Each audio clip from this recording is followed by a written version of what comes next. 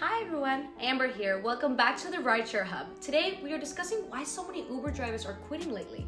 Before we jump in, if you are currently an active Uber and Lyft driver, check out the link below to sign up for Play Octopus, a company that pays you up to $100 per month to install the tablet in your car for your passengers to play trivia games and watch videos on.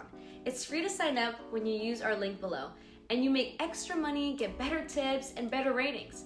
Also, make sure to subscribe if you'd like to see more videos like this one you're watching now. All right, now let's get started. Number one, gas prices. Gas prices have been an all-time high this past year, and a lot of people quit because gas is like almost $5 per gallon. And if you don't live in a state where gas is cheap, it's really hard to make a profit. People pay for gas thousands of dollars per month just to keep Uber, and they realize that they can't do it and they just quit. It is really hard right now if you don't have a fuel efficient car. If you have an SUV or a big six-cylinder car, I think it would be really hard for you to keep up with the gas prices and filling up your tank. I think it's not worth it, and I understand why so many drivers aren't doing that anymore because gas is all-time high. Number two, Uber doesn't give raises like normal jobs do. It's not really a long-term career, it's a hobby, it's a side hustle.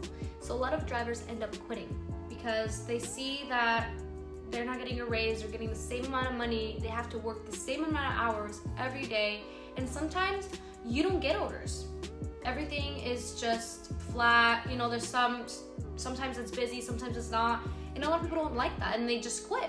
And it's cuts in their expenses. They expect some profit, and they don't get it. And a lot of people quit because of that. And I don't think if you have a fuel-efficient car, I think that would be easier for you.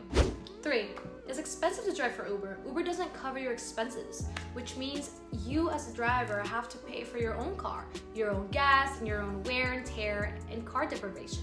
What other job makes you pay for all on your own?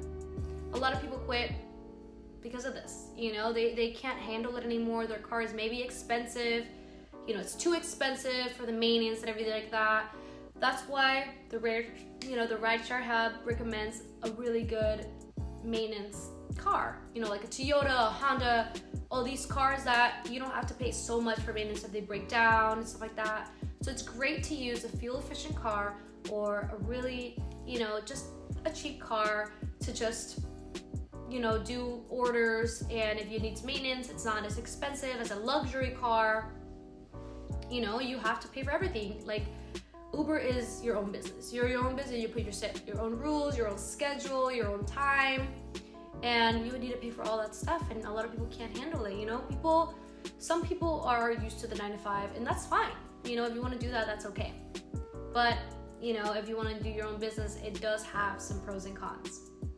So I think that you guys should think about that if you're going to start doing that. It is fun because you could take your lunch break anywhere. You do anything that you want, and you can just set your own rules, how you handle things.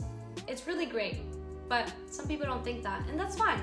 If you're going to try with a fuel efficient car and a cheap car. So if any repairs, they're cheap. Thank you so much for watching, guys.